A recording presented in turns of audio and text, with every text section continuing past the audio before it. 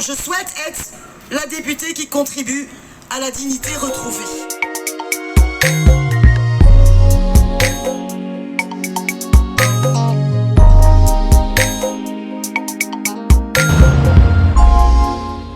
Auprès des bailleurs, auprès des élus, et elle se bat depuis des années et des années pour défendre tout le monde dans le 20e et à Paris.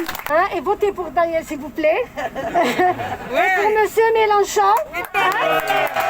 Il faut qu'on ait à l'Assemblée des gens qui se bagarrent pour que l'argent est pour les gens et pas pour les firmes. Mais oui, on va voter pour la Dame en Rouge parce que elle est de tous les combats, de toutes les luttes. Elle se mobilise vraiment pour les habitants. En 2022, on peut virer Macron.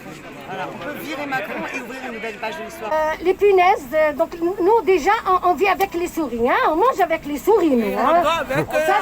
On voit bien que la politique de Macron est une politique qui méprise le peuple. Regardez, la misère elle explose, on se retrouve avec 10 millions de pauvres, 1 million de plus depuis la pandémie. Ils ont choisi la mondialisation contre la protection pendant 4 décennies. Où sont les écoles pour nos enfants ?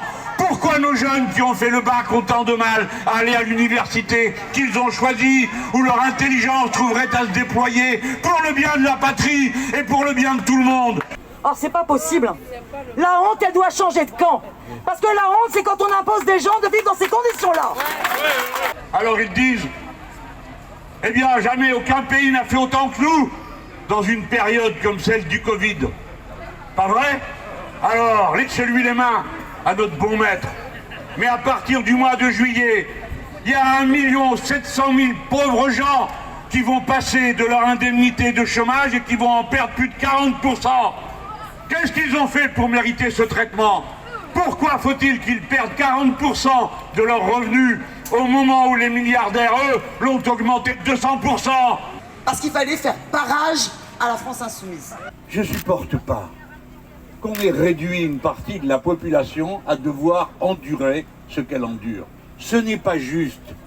Et dites-vous bien continuellement que si c'est comme ça, c'est d'abord parce que c'est une injustice et qu'il y a des responsables de cette injustice. Et si vous les changez, si vous les virez, si vous leur donnez un coup de pied dans les fesses, alors vous avez une chance que ça change. Et c'est à cette chance-là qu'il ne faut pas renoncer. Ni maintenant, ni jamais. Un coup de pied, oui. Alors je pense que le choix est clair. Moi je vous propose, dimanche par votre bulletin de vote, d'envoyer un signal fort et de dire, nous, la politique de Macron, ça suffit, on n'en veut plus.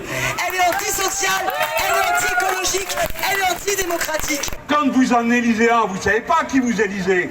Ceux qui ont élu monsieur Dussopt, député socialiste, ils pensaient qu'ils votaient pour un socialiste. En tout cas pour un gars de gauche. Et qu'est-ce qui se passe? Le gars, il arrive à l'Assemblée nationale, il fait une session, il en fait une deuxième, le lundi, il vote contre le budget, le samedi, il est ministre de Macron. Virez-les! Virez-les! Virez-les! Ceux qui vivent, ce sont ceux qui luttent. Et là, vous avez des luttes qui commencent à s'organiser, un peu partout dans le 20e, pour exiger le respect et la dignité de la part des bailleurs.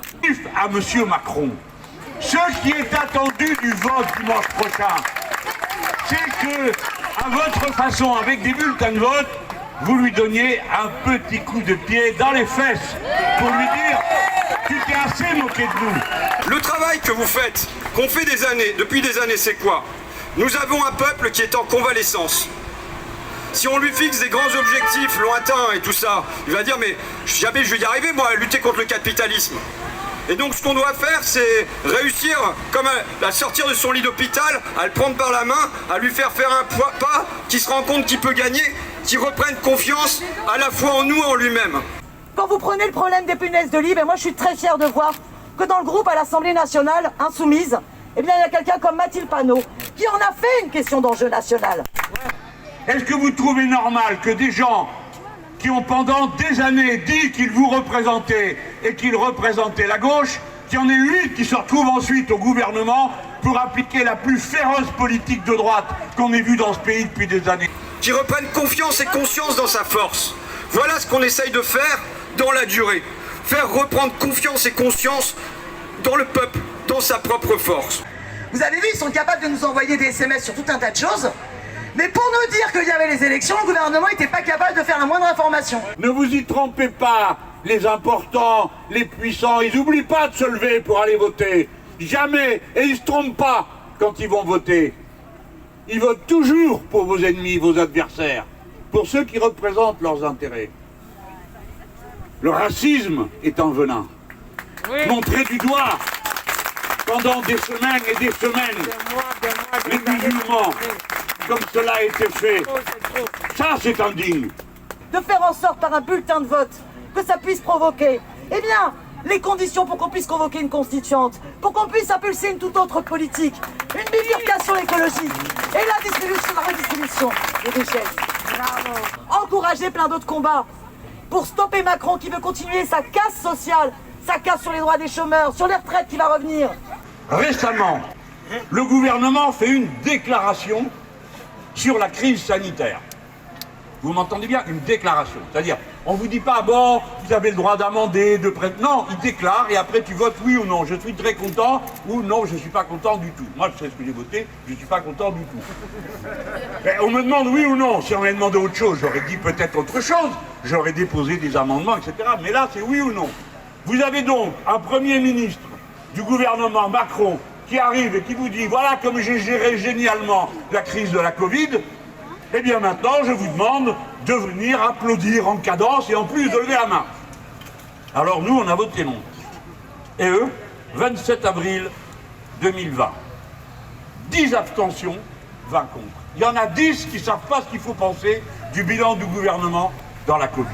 Voilà, je crois, à quoi vous partirez si près de dimanche, je vais le dire avec des grands mots, mais au renouveau d'une espérance. Aucun d'entre nous n'a envie d'être milliardaire. Nous voulons seulement vivre dignement. Notre principal adversaire, c'est pas la candidate en face. C'est l'abstention. Notre principal adversaire, c'est même pas la finance. Notre principal adversaire, c'est l'indifférence. C'est la résignation qui a gagné le cœur des gens. C'est le découragement qui fait dire « ça peut pas changer ».